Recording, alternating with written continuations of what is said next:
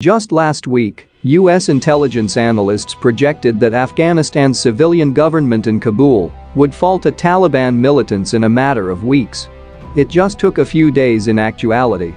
Taliban insurgents retook Afghanistan's capital on Sunday, nearly 2 decades after U.S. soldiers drove them out. Despite being well-funded and armed, Afghan security personnel offered little opposition as Taliban terrorists took much of the country following the withdrawal of U.S. soldiers in early July. Afghan President Ashraf Ghani departed the nation on Sunday, handing over the presidential palace to Taliban forces. The U.S. officers confessed that they misjudged the pace that Taliban was able to speed up across the country, stating Secretary of State Antony Blinken of the Afghan National Security Forces, "We saw that the force was unable, and it happened faster than we expected." The Taliban's rapid success has raised concerns about how the rebel organization was able to seize control of Afghanistan so fast after the U.S. departure and, after over 20 years of warfare in the US's longest-running war, what the Taliban seek. What exactly are the Taliban? The Taliban were formed in 1994 by former Afghan resistance fighters, known collectively as Mujahideen, who had battled the invading Soviet forces in the 1980s. They intended to impose their vision of Islamic law on the country and to eliminate any Western influence. Following the Taliban's takeover of Kabul in 1996, the Sunni Islamist movement imposed harsh regulations. Women were required to wear head-to-toe covers, were not permitted to study or work, and were not permitted to travel alone. Television, music, and non-Islamic holidays were all prohibited. That changed on September 11, 2001. When 19 men hijacked 4 commercial aircraft in the United States, smashing 2 into the World Trade Center towers, 1 into the Pentagon, and another, bound for Washington, into a Pennsylvania field. The assaults claimed the lives of almost 2,700 individuals. Osama bin Laden, the head of al-Qaeda, directed the attack from within Taliban-controlled Afghanistan.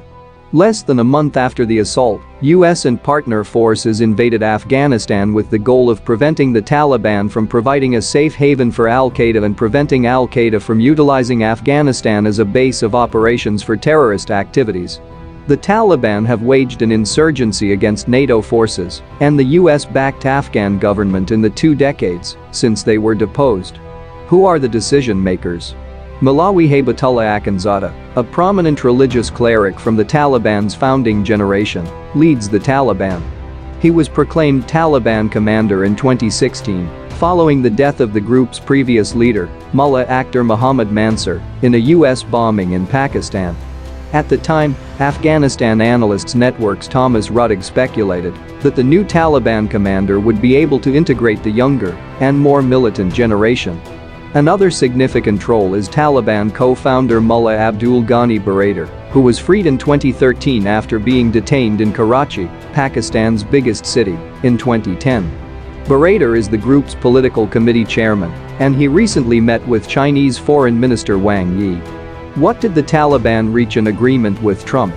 The Taliban wrote an open letter to newly elected U.S. President Donald Trump in 2017, urging him to remove U.S. troops from Afghanistan. After years of talks, the Taliban and the Trump administration agreed to a peace treaty in 2020. The United States promised to remove troops and release about 5,000 Taliban detainees, while the Taliban pledged to take efforts to prevent any group or individual, including al-Qaeda, from using Afghanistan to harm the security of the United States or its allies. However, this did not result in peace. Afghanistan's violence has reached its greatest level in 2 decades. According to a United Nations Security Council study, the Taliban gained control of larger swathes of the nation and, by June of this year, disputed or controlled an estimated 50% to 70% of Afghan land outside of metropolitan areas.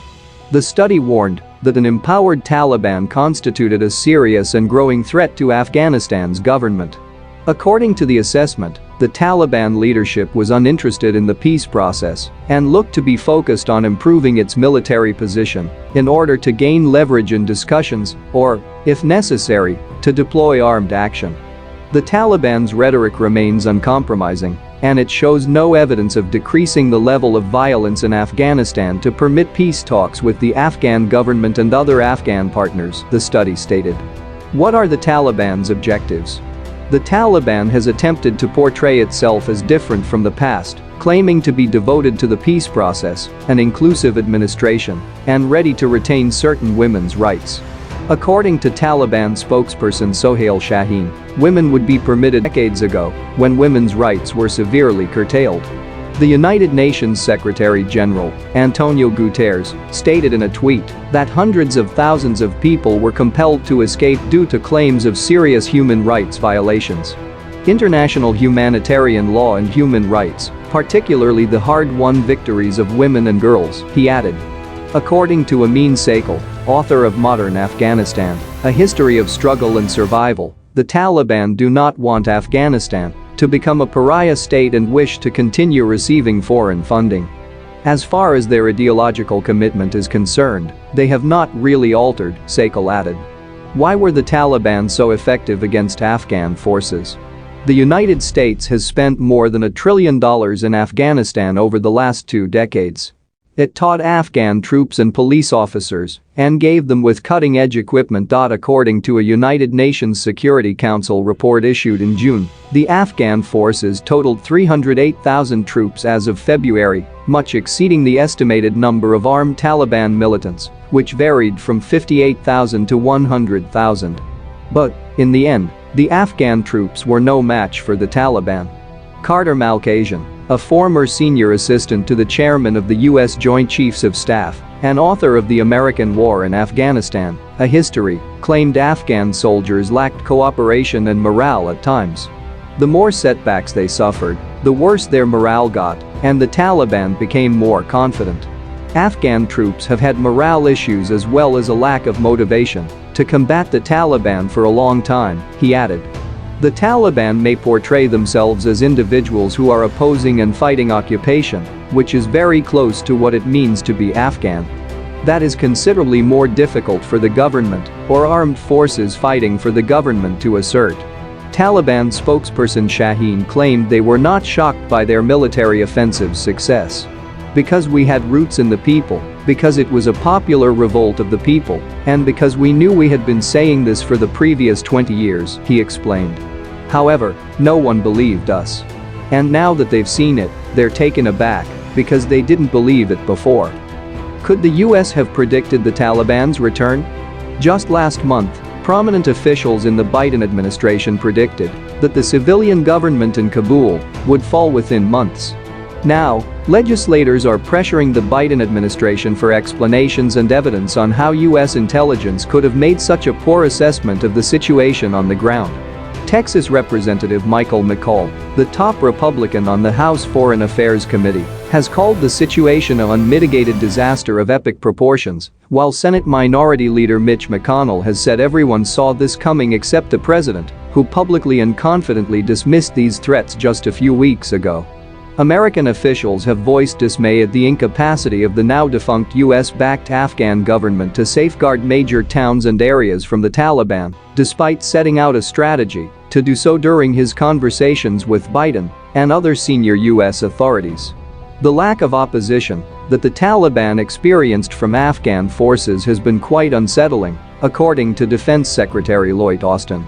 They had all the advantages. They had 20 years of training by our coalition forces, a sophisticated air force, good equipment and weaponry, he added, according to individuals in the conversation during which he made the remarks.